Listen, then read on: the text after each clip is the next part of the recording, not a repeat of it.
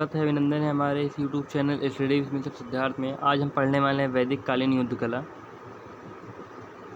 इसमें क्या सेना का संगठन। तो आइए स्टार्ट करते हैं। वैदिक साहित्य के विश्लेषणात्मक अध्ययन से स्पष्ट होता है कि प्रारंभिक वैदिक काल में राजा कोई नियमित या स्थायी सेना नहीं रखता था।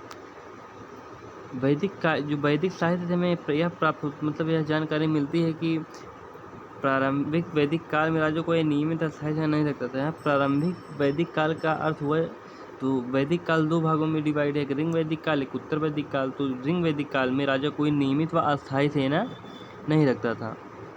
राजा पड़ोसी राज्यों और विरोधी कबीले से युद्ध के समय नागरिक सेना, यहाँ क्या कह रहा है ध्यान देखिएगा। राजा पड़ोसी राज्यों और विरोधी कबीले से युद्ध के समय नागरिक सेना मिलिशिया संगठित कर लेता था, जो अपने अस्त्र शस्त्र स्वयं लाते थे। राजा इन्हें अस्त्र शस्त्र नहीं देते थे, वो स्वयं लाते थे अपने साथ। तथा इस सेना का संचालन व्रत, गढ़, ग्राम और सर्ग नाम से विदित उनके अपने प्रमुखों द्वारा होता था। जो सेना का संचालन होता था व्रत, गढ़, ग्राम और सर्ग नाम से विदित उनके अपने प्रमुखों द्वारा होता था। संपूर्ण जनता की अनिवार्य सैनिक भर्ती नहीं होती थी। ऐसा नहीं होता था कि संपूर्ण जनता जो है वही सैनिक सेना में भर्ती हो जाए, कुछ ही होते थे। यद्यपि कैम्ब्रिज हिस्ट्री ऑफ इंडिया में ये बुक है, कैम्ब्रिज हिस्ट्री ऑफ इंडिया में ऐसा विश्वास व्यक्त किया गया, मतलब ऐसा लिखा गया है कि कबीले के सभी लोग युद्ध में भाग लेते थे। इसमें अपवाद है कि सभी लोग सैनिक में भर्ती होते थे, कुछ लोग, इसमें कोई निश्चित नहीं है। एक तरफ यहाँ जानकारी प्राप्त होती है कि संपूर्ण जनता की अनिवार्य सैनिक भर्ती नहीं होती थी, लेकिन बाद में Cambridge history of India book में ऐसा विश्वास व्यक्त किया गया कबीले के सभी लोग युद्ध में भाग लेते थे। तो कोई इसमें मतभेद है, कोई निश्चित नहीं है। प्रोफेसर मैकडॉनल्ड तथा कीथ का विचार है कि युद्ध के समय वैश्य और क्षत्रिय नेताओं का नेतृत्व सेना का संगठन कर लेते थे। सेना का संगठन का नेतृत्व था वो वैश्य और क्षत्रिय करते थे। इस संदर्भ में एक रोचक तथ्य है कि संपूर्ण वैदिक साहित्य में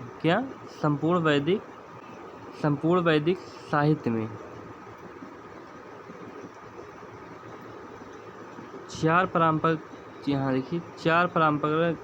परंपरागत अंगों का उल्लेख नहीं है। जैसे महाभारत में चतुरंग बल सेना थी ना, वो चार कौन कौन सी थी? पहला हुआ पदाति सेना, जिसे पैदल सेना कहते हैं, दूसरा रथ सेना, तीसरा अश्व सेना और चौथा गज सेना। महाभारत में चतुरंग बल सेना, इसी को चार बल सेना कहते हैं। आगे चलते हैं। वैदिक काल में सेना दो प्रकार की होती थी। जो सेना होती थी वो दो प्रकार की होती थी। पहला था श्रुत जो अस्थायी होती थी, और दूसरा है आशु जो युद्ध के समय तैयार की जाती थी। वैदिक काल में सेना दो प्रकार की होती थी। पहला जो एक अस्थायी होती थी जिन्हें श्रुत कहते हैं, एक जो युद्ध के समय तैयार की जाती थी आशु कहते हैं।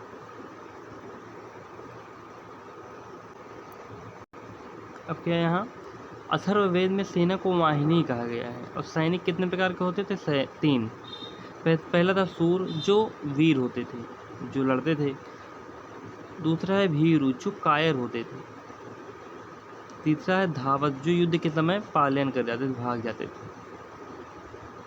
पहला है सूर, दूसरा है भीर, तीसरा है धावत जो युद्ध के समय पलायन कर जाते थे। और वैदिक कालीन सेना दो अंग थे। वैदिक काल में सेना के दो अंग थे। सेना पहले एक स्रोत देखिए, सेना दो प्रकार की थी, एक श्रुत एक आशु। जो युद्ध के समय तैयार की जाती थी वो आशु हुई, जो पहले से होती थी वो श्रुत हुई। अब अथर्ववेद में सेना को वाहिनी कहा गया है। सैनिक तीन प्रकार के होते थे, सूर, भीर और धावत। अब वैदिक कालीन सेना दो अंगों में थी। जो वैदिक काल की सेना थी वो दो अंगों में थी। आइए देखते हैं वो दो अंग कौन कौन से हैं। वो दो अंग इस प्रकार हैं। पहला है पैदल सैनिक होते थे, और दूसरा है रथीन। सेना के अंग थे, पहला पैदल, दूसरा रथीन। आइए आगे बढ़ते हैं। घुड़सवारों और हाथियों का सेना में भर्ती का प्रचलन उत्तर वैदिक काल में प्रारंभ हुआ। मतलब रिंग वैदिक काल में हाथियों और घुड़सवारों का प्रचलन नहीं था, सेना में नहीं थे, सेना के भाग में। उत्तर वैदिक काल में आई। और वैदिक काल में हाथी एक विशालकाय जंतु माना जाता था। रिंग वैदिक काल में हाथी एक विशालकाय जंतु माना जाता था तथा इसका प्रयोग युद्ध में नहीं होता था, क्योंकि विशालकाय जंतु माना जाता था। तथा युद्ध में घोड़ों के प्रयोग का भी विवरण प्राप्त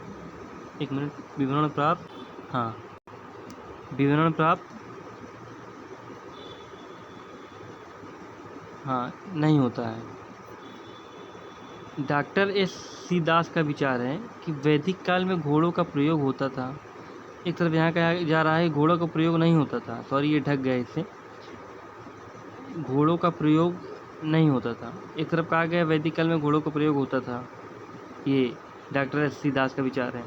डॉक्टर सी पी चक्रवर्ती इस विचार से सहमत नहीं है, इसमें भी ये अपवाद है। इस प्रकार यह स्पष्ट होता है कि पैदल और रथ सेना ही विद्युतकालीन सेना का संगठन के नियमित अंग थे। मतलब इस प्रकार यह स्पष्ट होता है कि दो ही अंग थे, एक पैदल एक रथहीन। रथ सेना पदार्थ सेना से श्रेष्ठ मानी जाती थी। जो रथ सेना थी वो पैदल सेना की अपेक्षा श्रेष्ठ मानी जाती थी। प्रारंभ में रथी ही युद्ध करता था, पैदल सेना पहले नहीं शुरुआत करती थी युद्ध। पहले प्रारंभ में जो रथ सेना होती थी, रथ वाली सेना वही स्टार्ट करती थी और रथ का संचालन भी करती थी। परंतु बाद में रथी के साथ सारथी भी आ गया जो रथ चलाने वाला होता है। इसके अतिरिक्त एक रथाकार का वर्णन भी प्राप्त होता है जिसका कार्य रथों का निर्माण करना। रथाकार मतलब जो रथों का निर्माण करता है तथा उसे युद्ध योग्य बनाए रखना था युद्ध योग्य बनाए रखना था।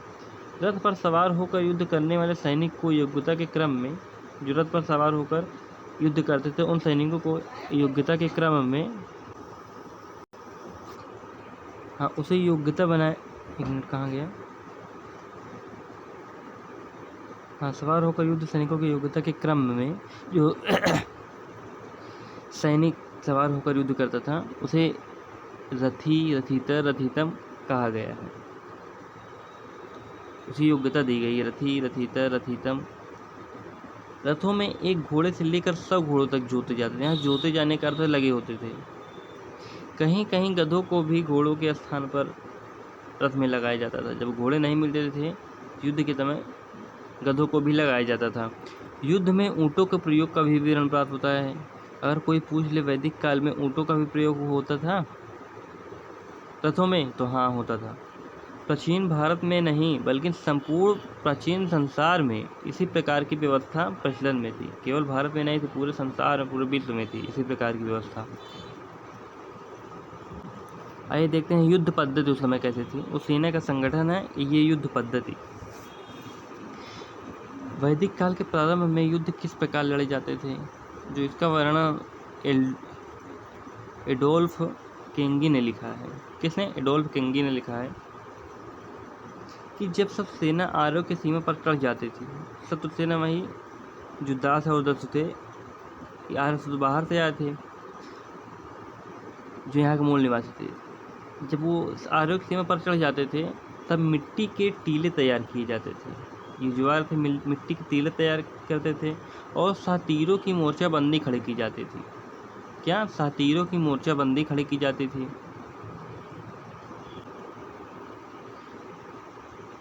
आर्य सेना संग्रामिक गति गाती हुई, झंडे लहराती हुई, जिनका अपना एक झंडा होता था, जुझाऊ बाजे के साथ शत्रु का सामना करती थी। पैदल सैनिक रथों के बगल में खड़े होते। जो पैदल सैनिक होते थे वो रथों के बगल में खड़े होते थे। सारथी के अतिरिक्त रथी और पैदल सैनिक साथ साथ लड़ते थे। जो सारथी के अतिरिक्त, जो सारथी रथ चलाने वाला था उसके अतिरिक्त सैनिक, पैदल सैनिक साथ साथ लड़ते थे। पैदल सैनिक पीतल के कोट और सिर अस्त्राण से सुरक्षित होते थे। जो पैदल सैनिक होते थे वो सुरक्षित होते थे पीतल के कोट और सिर अस्त्राण से। अपने धनुष के जहरीले तीरों का प्रयोग शत्रु के विरुद्ध करते थे। जिस समय धनुष होते थे उसमें जहरों का प्रयोग करते थे, जहरीले तीरों का। जब शत्रु पर विजय प्राप्त हो जाती थी, जब वो जीत जाते तब बड़े बड़े ढोल बजाकर तथा रोशनी करके, क्या? बड़े बड़े ढोल बजाकर तथा रोशनी करके, बड़े बड़े ढोल बजाकर रोशनी करके देवताओं की प्रार्थना की जाती थी। क्योंकि उनका ऐसा विश्वास था कि उनको विजय देवताओं की कृपा से मिली है। जब वो जीत जाते थे युद्ध तो वो देवताओं से प्रार्थना करते थे, रोशनी खूब करते थे, मतलब कुछ एक हिसाब से आज के ज़माने के सबसे पार्टी करते थे कि उनको जो युद्ध में विजय प्राप्त हुई है वो देवताओं के आशीर्वाद से प्राप्त हुई है। और उसके बाद प्राप्त धन, जो युद्ध में धन जीतते थे, उसका विभाजन करते थे। इस काल में हमें द्वंद्व युद्ध और माया युद्ध का भी वर्णन मिलता है। इसका मतलब ये हो, माया युद्ध जो मायावी, मतलब कि जो हम कह सकते हैं कि जो मंत्रों का उच्चारण करते थे गायब हो जाते थे, जैसे महाभारत में देखते हैं, रामायण में देखते हैं, वो उसका भी वर्णन प्राप्त होता है। इंद्र को मायावी कहा गया है। जो इंद्र थे यहाँ युद्ध के देवता हैं, इन्हें मायावी कहा गया है। असुर जो होते थे माया का प्रयोग अधिक करते थे। असुर माया का प्रयोग अधिक करते थे।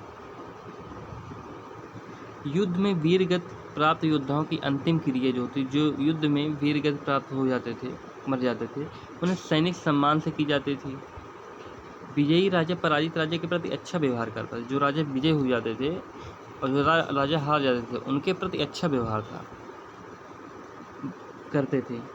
वैदिक काल में पुरोहित प्रार्थना और दैवीय शक्तियों की प्रस्तुति द्वारा अपने राजा को युद्ध क्षेत्र में प्रोत्साहित करता था। सूत्र साहित्य के अनुसार युद्ध प्रारंभ होने से पूर्व जो पुरोहित होते थे, पंडित जी, राजा के साथ रथ के पश्चिम दिशा में खड़े होकर, कहाँ, रथ के पश्चिम दिशा में खड़े होकर ऋग्वेद मंत्रों का उच्चारण करते थे। पुरोहित प्रज्ञा को, धनुष को, तीरों को, कवचों को और यहाँ तक कि घोड़े पर भी मंत्रों का उच्चारण करते थे कि युद्ध जीत जाएं। पश्चिम दिशा में खड़े होकर मंत्रों का उच्चारण करते थे हर एक चीज़ पर, घोड़े पर, रथ पर, धनुष पर। सूत्र साहित्य के अनुसार राजा आदित्य, क्या, सूत्र साहित्य के अनुसार राजा आदित्य अथवा उषा द्वारा निर्मित उच्चारण करता था, रचना में युद्ध प्रारंभ करता था। इस प्रकार इस संदेह का निराकरण हो जाता है कि आयुध, इसे पढ़ने की जरूरत नहीं है, ये इसको काट दीजिए।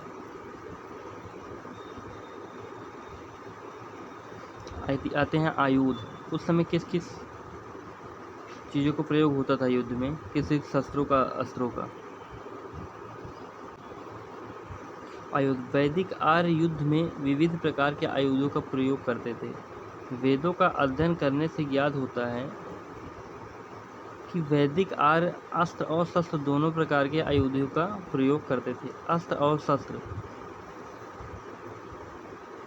अस्त्र जो फेंक के मारते, जैसे तीर धनुष हुआ, ये अस्त्र शस्त्र दोनों में आता है।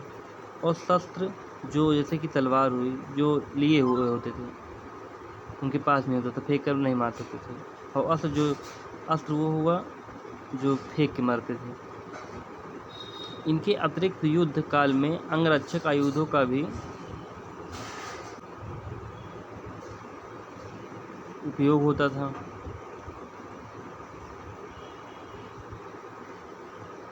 सभी प्रकार के आयुधों का संक्षिप्त परिचय जैसा कि वैदिक संहिताओं में प्राप्त होता है। जो वैदिक साहित्य उसी में सभी प्रकार के आयुधों का संक्षिप्त परिचय प्राप्त होता है। वैदिक युग का परम उपयोगी एवं विशेष था धनुष बाण।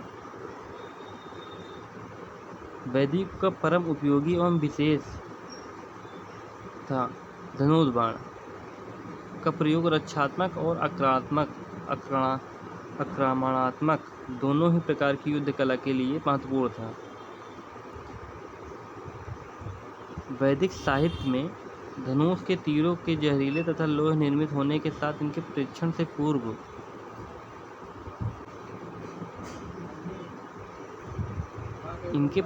से पूर्व देव प्रस्तुति तथा मंत्रों उच्चारण का भी उल्लेख मिलता है।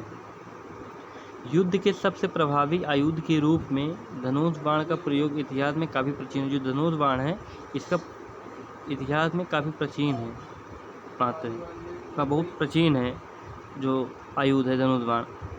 धनुष बाण के अतिरिक्त बल्लम, भर्चा, तलवार, कुठार, वज्र, सिक, हेती, प्रेहिति, पास, असी, परशु, छूर, शूल, दंड और पत्थर फेंकने वाले यंत्रों का भी उल्लेख मिलता है।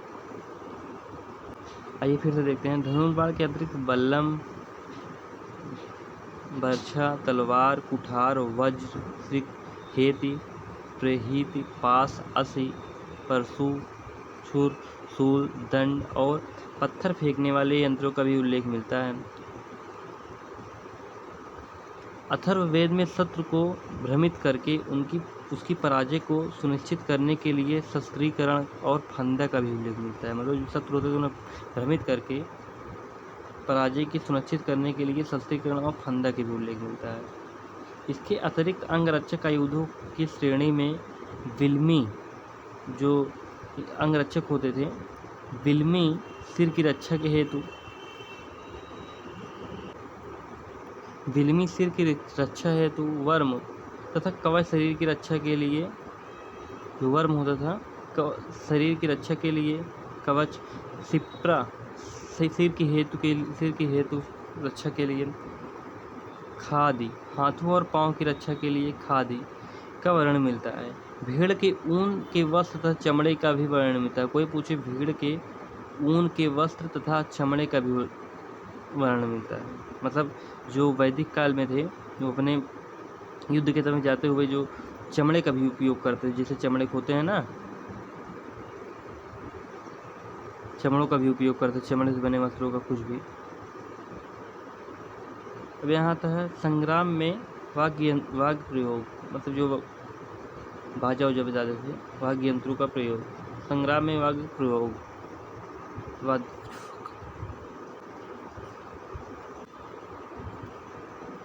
युद्ध में सैनिक को उत्साहित करने के लिए, जब युद्ध लड़ने जाते हैं तो सैनिक को उत्साहित करने के लिए, उत्तेजित करने के लिए विभिन्न प्रकार के यहाँ सॉरी बाघ भूल गया है मिस्टेक से, वाद्य यंत्रों का प्रयोग भी एक प्रमुख साधन समझा जाता था। जो बाजा जो होते थे बजाने के लिए, वाद्य यंत्र एक प्रमुख साधन समझा जाता था उन्हें उत्साहित और उत्तेजित करने के लिए। ऋग्वेद में कुछ ऐसे वाद्य यंत्रों वाद्यों के नाम भी दिए गए हैं।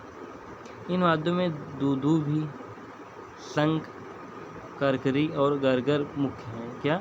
दुदुभी, शंख, करकरी और गरगर मुख्य हैं। ऋग्वेद में दुंदुभी का विशेष उल्लेख है।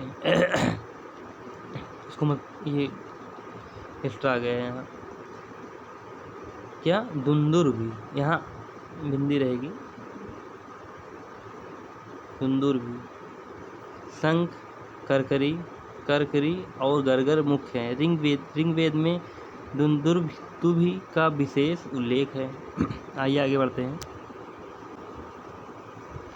आता है दुर्ग और शस्त्रागार। दुर्ग और शस्त्रागार का उपयोग, आर्य तो बाहर से आए थे, निश्चित ही है, तो उनके पास किले उले दुर्ग नहीं होते थे, तो वे जो यहाँ के मूल निवासी थे, जिन्हें उन्होंने राक्षस दस्यु कहा, तो उनसे युद्ध करके छीन लेते थे। जो दुर्ग हुआ, किला हुआ, वो उनसे युद्ध करके छीन लेते थे। और जब युद्ध करके छीन लेते थे तो फिर जब इनके ऊपर जो यहाँ के मूल निवासी होते थे, दास या राक्षस, जब वो आक्रमण करते थे, वो जो दुर्ग होते थे वो उसी में छिप जाते थे। कौन? आर्य उसी में छिप जाते थे। तो उनका एक प्रमुख साधन बन गया। और जो आर्य थे वो यहाँ भारत आके बहुत सारे यहाँ के जो मूल निवासी तो उनसे किले, दुर्ग बहुत सारे छीने, जहाँ वो खुद रहते थे, अपने आप को सुरक्षित रखते थे और वहाँ शस्त्रों को भी रखते थे। फिर आगे आता है समुद्रिक नौचालन। अब ये क्या है? समुद्रिक नौचालन, जिसे आज के ज़माने में नेवी कहते हैं। समुद्रिक नौचालन का प्रयोग जो होता था उस समय वैदिक काल में नहीं होता था, लेकिन कुछ इसमें भी मतभेद है। लेकिन ऐसा माना जाता है कि उस समय ये था, लेकिन कहीं कहीं ऐसा लिखा गया है कि उसमें था ही नहीं, उसका प्रयोग ही नहीं होता था। लेकिन जो वैदिक काल के लोग थे वो समुद्रिक नौचालन, समुद्रिक मार्ग भी नहीं जानते थे। ऐसा माना जाता है कि वहाँ उस सिर्फ के लिए सिर्फ व्यापार ही किया जाता था समुद्रिक रास्ते से। बस दैट्स ऑल। आपका चैप्टर यहाँ समाप्त होता है। बहुत बहुत धन्यवाद। बहुत बहुत